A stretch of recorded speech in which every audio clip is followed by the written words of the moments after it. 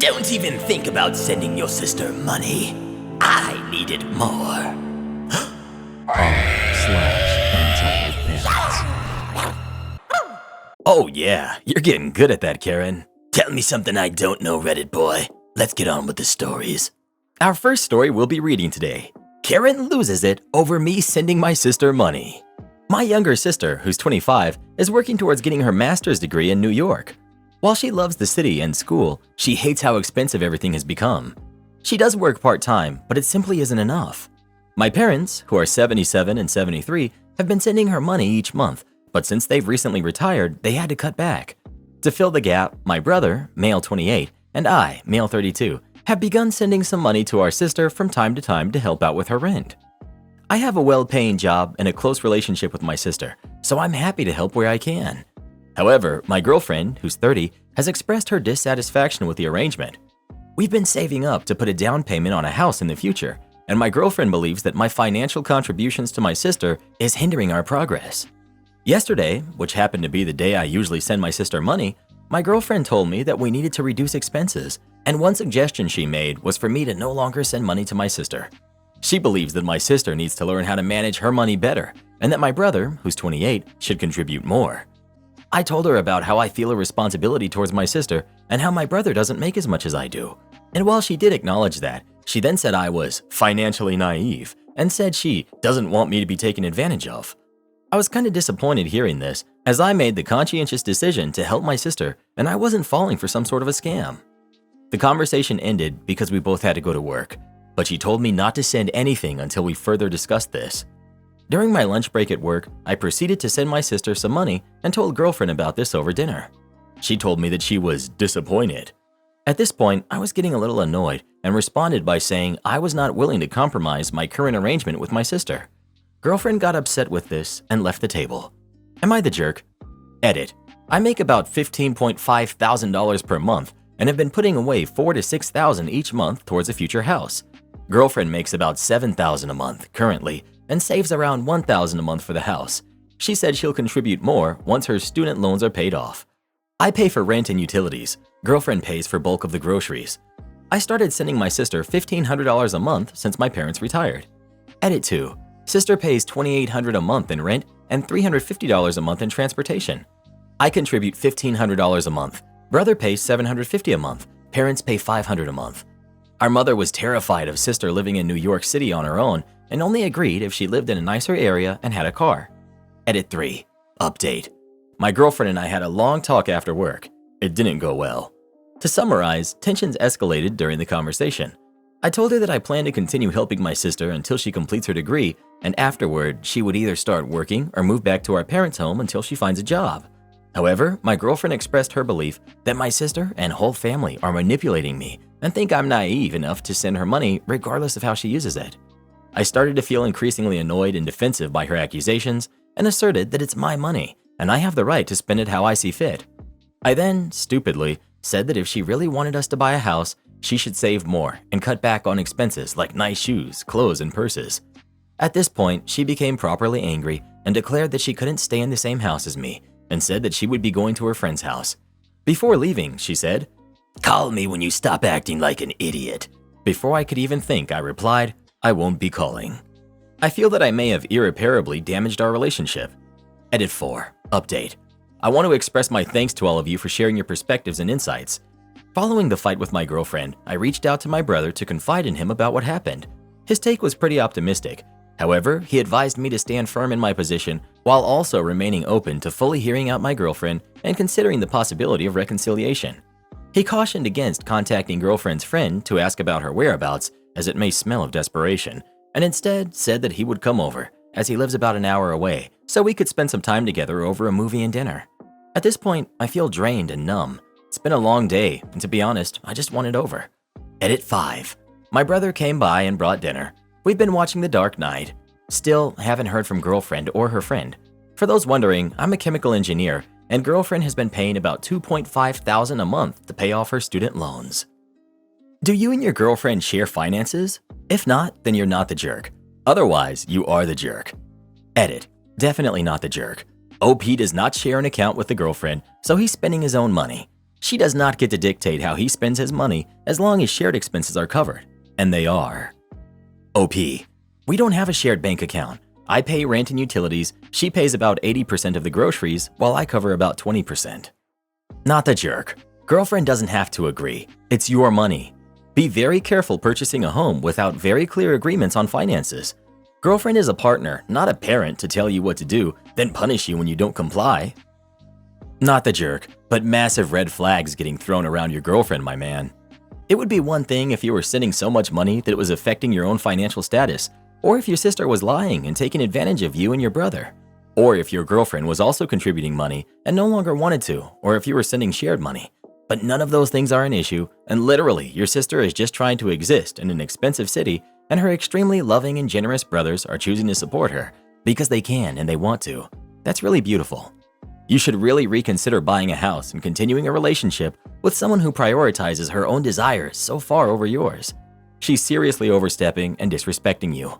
Unless she's not telling you some hidden fear or worry here that explains her bizarre self-centered stance, what she's trying to force you into is selfish, uncaring, and just icky. Am I the jerk for kicking my son, his girlfriend, and my grandson out of my house? I, 63 female, and my husband, who's 67, ran into an issue with my son last year. During lockdown, his girlfriend got pregnant. He moved her in with his roommates who were not happy. The roommates left and they re-signed with the landlord just themselves, but his girlfriend couldn't or wouldn't find a job, and he lost his job a few months later and they couldn't pay rent. They stayed for 7 months and then got evicted. Now they have an eviction on their record and terrible credit because they lived off of credit cards, so now they have thousands in credit card debt. I didn't want them moving in. My son, who's 38, male, lived at home until he was 31, so we had a lot of trouble getting him to move out. But his girlfriend was giving birth soon, so we took them in. They stayed for almost a year, and the deal was they both get jobs, they help pay utilities and pay off their credit cards and find a place to live. They were only supposed to stay for 6 months, but they wouldn't move out when we asked them at the end of 6 months. They said because of the eviction on their record, no one would rent to them. They also didn't make enough to pay utilities. So my husband and I paid more in utilities, and they ate for free as well, since they would take from the fridge and wouldn't buy any groceries themselves. We offered to help them with baby expenses, diapers, car seats, etc. at first, but it's been almost a year and we're still paying for it. They were doing DoorDash, but not working more than 3 to 4 hours a day. I kept trying to get my son to get a full-time job, but he just got angry and accused me of nagging him. His girlfriend is also very messy and doesn't clean up after herself. I've changed more diapers and fed her son more than she has, and it's infuriating because they chose to have a baby, but they won't take responsibility. My husband and I have been retired for 2 years now, and we had planned to move to Chile, where I'm from. We were supposed to sell the house last year and didn't, just to let them stay here. But now it's been over a year and we are sick of it. We kept telling them that they had to move out, and they just ignored us, so we put our house up for sale. We had wanted to renovate it first, but they wouldn't let us into their bathroom and room, so we decided just to sell as is. We got a fair offer and closed in a week and told them they had 2 months to move. My son yelled at us for kicking them out and not caring about him, and he shattered our decorative vase that we had. They finally moved out, and we're in between places and we'll be going to Chile next month. But my son and his girlfriend currently have nowhere to live. They're staying with a friend now, but they're only letting them stay until the end of the month, and then they will have to figure it out. My son yells at me over the phone and tells me I'm never allowed to see my grandson again for kicking them out. I don't know where I went wrong, that he couldn't be an adult and get a job and move out without being forced to. Not the jerk. He's 38. You were way more patient than you should have been. Not the jerk, but perhaps set up a trust for that kid when he comes of age, because it sounds like he might need it. You are not the jerk. Your son and his girlfriend did this to themselves. 7 months is a long time to go before being evicted. They could have taken steps to get back on their feet, but they didn't. Once they moved in with you, they could have taken steps to pay off their credit cards and get back on their feet. They didn't. It's unfortunate that the kid is caught in the middle of all of this because his parents aren't willing to take responsibility for themselves. But you have earned your retirement, and your son's entitlement is his problem, not yours. Maybe this will be the wake-up call he needs. With no home to return to, and with you in a foreign country, he might finally be forced to stand on his own. If you had let them stay, which was clearly what their plan was all along, you would have been a jerk to yourself. Am I the jerk for marinating chicken overnight? Look, I know the title is vague, but I'm at a loss here. Let's start with some context. I'm renting a room in a 4-bedroom house. Life's difficult right now, and this is the best I can afford. The other 3 rooms are occupied by people I didn't know before moving in, each paying their own rent, including a couple that sleeps in the larger room. Since the house is shared, we have free access to the shared spaces, like the kitchen and lounge, and we try to be respectful of each other. One thing that's relevant is that the couple and a person in another room were already friends before moving in, so they spend a lot of time together and do stuff for each other. All good with me. For the actual reason of this post, I'm out most of the day working, and usually when I cook dinner for myself, I cook a bit extra to take to work the next day and save money. The other day, I had some chicken breast that I cut into bits and seasoned with some lemon, herbs, and left to marinate. Fry that up with some vegetables, add some noodles, and it's a pretty decent meal. On this particular occasion, my coworkers had planned a team lunch for the next day, so there was no point in me cooking that usual extra. Since the marinated chicken was actually smelling pretty good, I thought it would taste even better the following day when I'd cook it for dinner again. Got a bowl, placed it all in there, covered with cling film, and left it in the refrigerator, in the spot where my refrigerator stuff usually is. We do this so everyone knows who owns what in the refrigerator. Never thought about it again. The following day when I get home, a couple of people from the other rooms are kind of waiting for me in the lounge, and they just start screaming at me. So the girl from the couple I mentioned earlier is a sleepwalker, and that has never been a major issue until now, save from the occasional noise during the night, but nothing that should be considered annoying. You might see where this is going though. Last night, she got up, still sleeping, walked in the kitchen, opened the fridge, and helped herself to a spoonful of marinated chicken. She then proceeded to go back to bed, where she eventually fell ill and had to be taken to the hospital. Now they're acting like it's my fault, because since I know she's a sleepwalker, I should be more careful with stuff like this and not leave uncooked chicken in the refrigerator like that. I never thought that would be a problem. As I said before, we have specific areas for each of us, and we try to be mindful of what we leave there. The chicken was properly covered, and it wouldn't be a problem on any other circumstances. I tried to argue this, but now they want me to apologize to her and help to pay for the hospital bill, which to be honest, I don't really feel like I should. Plus, I'm down one meal as the rest of the chicken was just thrown out, and I was really looking forward to it. Not the jerk. Wow, that didn't go as I expected. She needs help for her sleepwalking. It's completely normal to marinate raw chicken in the fridge, assuming you're following food safety, and it sounds like you were. It's not normal to eat it while sleepwalking. Not the jerk. She took food that didn't belong to her and got sick. That's her own fault. If her sleepwalking is that bad, then she should have a lock on her door or seek help for it. If, as I suspect, that's a BS excuse, then she messed around and found out. Not the jerk. It's her responsibility to get her medical conditions under control so she can exist safely. If she had turned on all the faucets and flooded the house, would they have blamed the water company? If she got in the car and drove off and ran into a light pole, would they have blamed the car manufacturer? It sucks that she got sick, but it's not your fault. It's perfectly reasonable to store your food in the refrigerator and expect people not to eat raw chicken while they're sleepwalking. Am I the jerk for saying, actually, it's my house? So, backstory. My grandmother passed 2 years ago. A month before she did, we met up for lunch, and she told me, 32 female, that she was giving me my mom's inheritance and enough money to cover any taxes on it. I was a bit confused, and she explained that she heard my sister talking about putting her in a nursing home, and she wanted me to take care of my mom by buying her a house and providing for her. My mom is 59 and has some mental health issues that have gotten worse with age, but well managed with meds. I still pay the taxes and have the house in my name. The issue at hand. I just moved in with my mom after getting a divorce. I took over all the bills and I pay for all of the groceries. I set my mom down and told her I take one night a week off, where I, by all means, fall off the face of the universe to unwind and get ready for my weekend. I work 2 jobs. I let her know it's Thursday that I like to take off.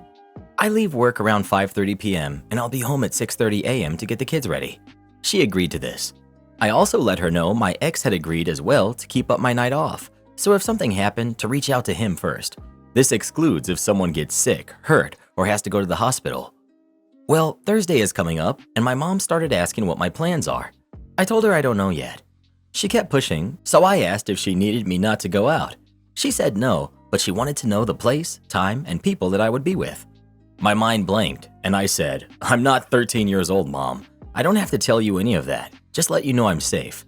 She came at me with, it's my house, my rules. I didn't mean to say it hatefully, but it came out wrong. Actually, it's my house if you want to get technical. She got mad at me and truly started to treat me like a kid, yelling and telling me I'm ungrateful for her helping me out. I told her on that day I enjoy my privacy, that even once my ex and I were together, he didn't know where I was and only knew I was safe. She said I'm a jerk, and that's why me and him were not together, that I was disrespectful to their feelings about my safety. Edit. My mom has bipolar. She's perfectly capable to watch the kids for a night. My sisters have been waiting to put her in a nursing home for as long as I can remember because she's not a great housekeeper or good with money, and it would be easier on their lives. My mom also knows all my partners by name and has their phone numbers. She's the one who told me I was poly, so those accusing me of sneaking off, please don't. Last thing, I'm dyslexic and I'm very well coherent. I do apologize. I do my best writing this post, and I did not ever expect my writing style to come up in them. You are technically correct. The best kind of correct. You're also not the jerk. You're 32 years old, very capable of looking after yourself. And while moms are going to mom and worry about you, it's really none of their business where you're going. And since it is your house, there's no problem with you reminding her. Everyone sucks here. Pardon, you leave your kids once a week and just disappear overnight without giving anyone your whereabouts or who you're with? Everyone sucks here. When you have kids and you're handing them off to someone else for a night off, that other person needs to know where you are in case of emergencies. That goes both ways, in order to ensure your kids are supported, but also in order to ensure you can be found in case something happens to you. It's not an unreasonable ask. For making this into an issue, you are the jerk. Your mom is also a jerk for trying to throw authority over you when it's your house, you work 2 jobs, and she's a complete dependent upon you. Am I the jerk for telling my parents I won't be their live-in babysitter or take care of my baby sibling for them? I, 16 female, am an only child, and that position will be expiring in October when my parents have their second kid. They were always supposed to be one and done with me. Something I was aware of was partly due to them finding childcare ridiculously expensive and mom enjoying her job too much to stay home. I think another part of it, they are not very natural parents and are pretty much entirely hands-off.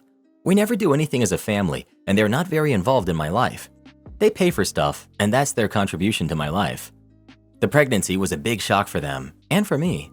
I heard them discussing what they should do, and my mom was repeatedly saying she was not going to stay at home and she was not going to take much maternity leave, that she wants to be back at work ASAP.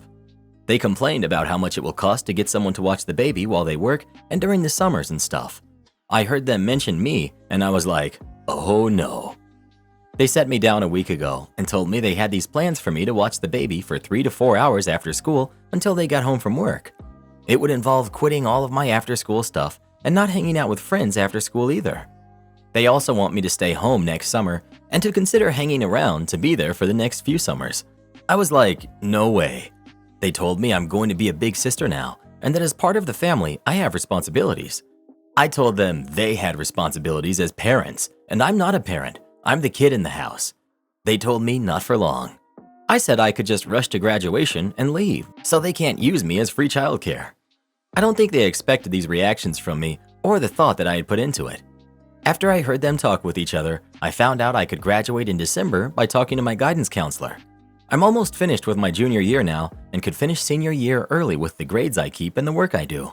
That is definitely the most appealing option to me, and I'll be 17 in a couple of weeks anyway. My parents were really unhappy with me, and they told me I'm going to miss out on so much by doing this. I told them I won't take care of or raise the baby for them, that I have my own life and being stuck with a baby is not part of it.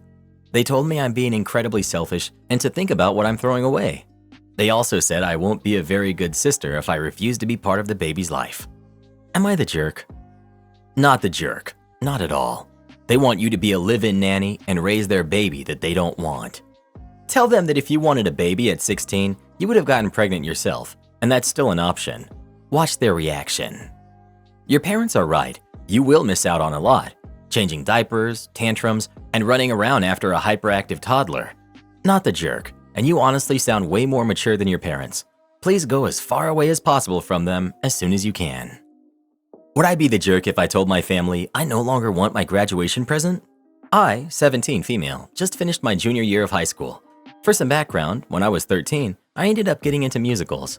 I spent hours watching and listening to various shows amongst different casts, including any film adaptations of them.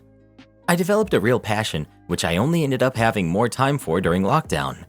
It was a great way to escape into something else when I was feeling lonely and closed off, and it really helped me emotionally through the entire ordeal. Due to this, it's become a bit of a dream of mine to go to Broadway and see a show live. I've seen some live regional theater in my state, but I'm in love with the idea of going to Broadway in person. When my grandmother, who's 62, asked me in my freshman year of high school what I would like for a graduation present, I asked her if it would be too much to ask for a short trip to New York City to see a Broadway show. She told me that if everything had calmed down by then, she would love to take me, saying I definitely deserve something big and that she would love to return to New York. She went once years ago on a business trip. I got incredibly excited at that point and would talk about it on and off with my grandmother as the years went by. However, recently it seems like plans have changed. I was on the phone with my grandmother the other night and the trip came up. She asked me if I had been saving up for my ticket. I asked what she meant because I thought with the trip being a gift that it meant my ticket would be paid for. She told me that the trip is a gift, but I need to pay my way. She said it wouldn't be fair for me to be paid for and my brother and cousins not to be. I asked why my brother and cousins would be coming because the original plan was just me, her, and my mom. She said that she'd invited her other 2 daughters and their kids, and that of course she's told my mom to invite my brother because she wants to take the trip as a family. I managed to get her off the topic and then we finished the phone call. I don't want my entire family to come. It would be too chaotic and impossible to organize any of them. Almost none of my mother's family is capable of being on time to things. I also don't want my little brother going because he's 12 and very loud and disruptive. He can hardly keep still and quiet in a movie theater, much less a Broadway show he wouldn't care anything about. This was also mainly about getting to have a trip with my mother and grandmother only because I live with my father and I see his family more. I really don't want to go on a trip anywhere because I don't want it to be more than my mom and grandma, and I really can't afford to buy my own ticket or hotel room. I don't have time for a job outside of school and extracurriculars, and my dad won't let me get one. Would I be the jerk if I just said I don't want to go anymore?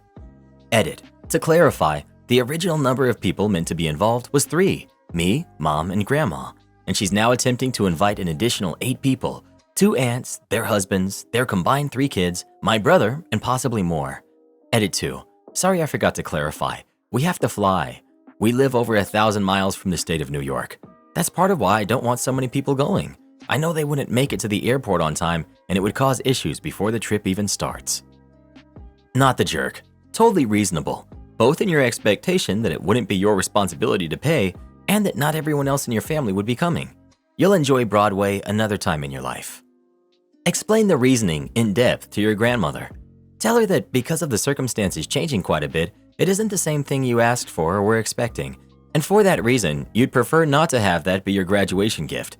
Tell her that your extracurriculars don't allow you the time for a job, so even if you still wanted to take the trip, you don't have a way to pay for it. You would not be the jerk. Am I the jerk for letting my roommate's food burn in the oven? One of my, 23 male, biggest pet peeves is people invading on what I'm doing. For example, if I'm in the kitchen doing something and step out for a few moments, I hate it if I come back and someone has cleaned up after me. Unless obviously something was in the way or they needed to use something. But I hate when people don't just mind their own business and leave stuff how it was. I hated when I lived at home and my mom would tidy up my room when I wasn't around. Nothing crazy, but say I left a shirt hanging on my bed frame. I know exactly where that shirt is. Now I'm coming back looking for it and it's in a new spot. I ask my mom, she doesn't remember where she put it, etc. I'm just a big believer in minding my own business. I strongly dislike if I'm making something in the oven and I have a timer set and it goes off and someone takes it out right away and turns the oven off.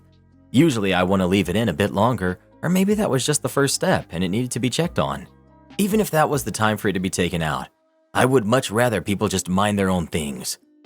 So I extend this courtesy to others, and it's very much in my nature to mind my own business. Usually what other people are doing isn't on my radar, and people point out how I'm usually in my own world a lot. My roommate, 22 female, on the other hand, is the complete opposite. She has to be part of everything. If I'm watching something, she asks what I'm watching. If I look at my phone and laugh, she asks me what I'm laughing at, etc. It's not a problem. A lot of my friends are like this, and I don't find it annoying. It can be endearing. She's like this with everyone. But she grew up in a big household, whereas I was an only child, so she has some different tendencies. She can be absent-minded and easily distracted. She'll almost expect people around her to be watching out for her. She'll have water boiling on the stove and wander to another room. Also, she has the annoying, to me, tendency to clean up after me or other people that are in the apartment. She was baking cookies in the oven and I was in the kitchen eating a bowl of cereal. I was also wearing AirPods. She left the kitchen for a while and eventually I heard the oven going off faintly through the AirPods, but it wasn't my business. Eventually she came rushing into the room and took the cookies out. They weren't burnt to the point where they smelled, but her chewy cookies were now solid. She told me I should have heard the oven and took them out. I told her if that's what she wanted, she should have told me to listen for the oven and I would take them out and that you can't just assume someone will. She said that was rude. You're not the jerk in this particular circumstance, but you sound like a jerk in general. You're the jerk. Come on, man. You heard the alarm. It takes absolutely no effort to say, yo, the thing is doing the thing. I mean, I guess you don't really have to do anything for anyone ever and just mind your business, but that's highly antisocial behavior. But I guess if everyone thinks you're an aloof jerk, you won't have to worry about people being in your business or vice versa. You're the jerk, and I strongly suggest you dedicate your life to earning more money so you can live on your own, angrily. You sound like a selfish brat, and I wish your mom's attempts to help you were more impactful on your life philosophy. Neighbors demand I move my plane. I live in a cottage that I inherited after my grandfather passed 3 years ago. The cottage is one of the oldest homes in the area, and unlike my neighbors, I'm not a member of the HOA. The cottage itself is a waterfront one, in which I have a small grass yard that turns into a beach on the lake. I never had a problem until recently over a seaplane and buoys.